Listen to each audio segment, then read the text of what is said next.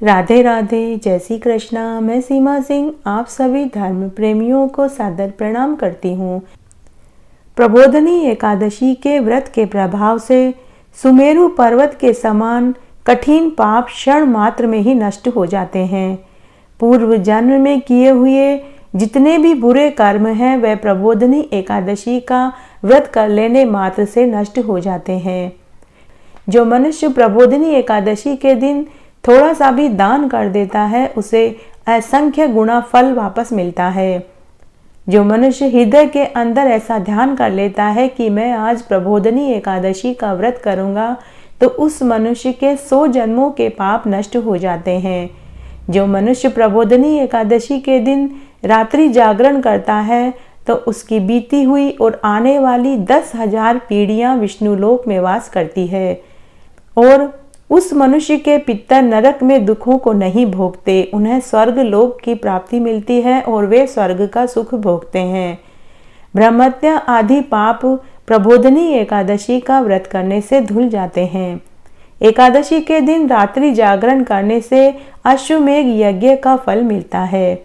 समस्त तीर्थों में स्नान करने से, गाय दान करने से, स्वर्ण दान करने से, भूमि दान करने से जो फल मिलता है वही फल कार्तिक मास की शुक्ल पक्ष की प्रबोधिनी एकादशी का व्रत कर लेने मात्र से ही मिल जाता है। इस संसार में जितने भी तीर्थ हैं, जितनी भी पवित्र नदियां हैं, वहां जाकर दर्शन करने और स्नान करने से जो फल मिलता है वह फल प्रबोधिनी एकादशी का व्रत घर पर ही कर लेने से ही मिल जाता है। प्रबोधिनी एकादशी भगवान विष्णु को अत्यंत प्रिय है। इस एकादशी के दिन जो भगवान की प्राप्ति के लिए दान, तप, होम, यज्ञ करता है उन्हें अक्षय फल की प्राप्ति होती है। प्रबोधिनी एकादशी का व्रत जो भी मनुष्य कर लेता है उसको बाल, यौवन और वृद्धावस्था के सभी पाप उसके नष्ट हो जाते हैं। प्रबोधिनी एकादशी के दिन रात्रि जागरण करने, भजन कीर्तन करने से उस मनुष्य को उतना फल मिलता है जितना कि सूर्य ग्रहण और चंद्र ग्रहण के समय किसी पवित्र तीर्थ स्थान पर जाकर स्नान करने से मिलता है। मनुष्य जन्म से लेकर जो मनुष्य कार्तिक मास में धर्म परायण होकर अन्य व्यक्तियों का अन्न नहीं खाते हैं उन्हें चांद्रायण व्रत का फल मिलता है। कार्तिक मास में भगवान दान करने से उतने प्रसन्न नहीं होते जितने कि जो मनुष्य कार्तिक मास में महात्म्य सुनते हैं, व्रत करते हैं, उसी से वे प्रसन्न हो जाते हैं।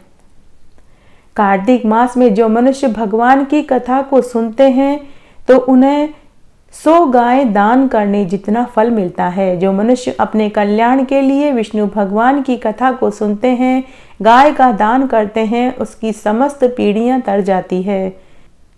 जो मनुष्य कार्तिक मास के महात्म्य को सुन लेते हैं उनके कुटुंब का उद्धार हो जाता है और उन्हें 100 गाय दान करने जितना फल प्राप्त होता है।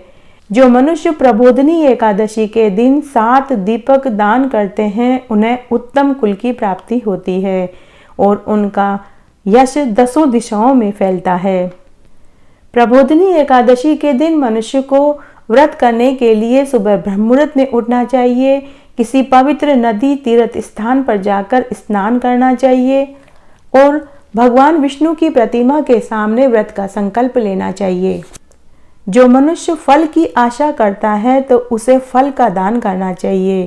तेल की जगह घी का दान करना चाहिए, घी की जगह दूध और अन्न की जगह चावल दान करना चाहिए। जिस मनुष्य ने चातुर्मास में भूमि पर शयन करने का नियम लिया है तो उसे पलंग, गद्दा, रजाई, कंबल दान करना चाहिए।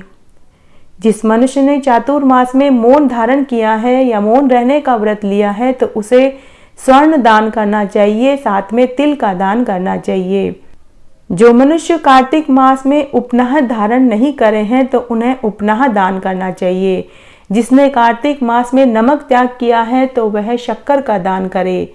जिस मनुष्य ने पूरे कार्तिक मास में मंदिर में दीपक जलाने का नियम लिया है तो उन्हें स्वर्ण या तांबे का दीपक देशी घी सहित बत्ती जलाकर दान करना चाहिए। जो मनुष्य चातुर्मास में किसी वस्तु को छोड़ा है तो उन्हें उस वस्तु को पुनः ग्रहण करना है, तो एकादशी के दिन मंदिर में उस वस्तु का दान करके फिर उस वस्तु को स्वयं खाएं।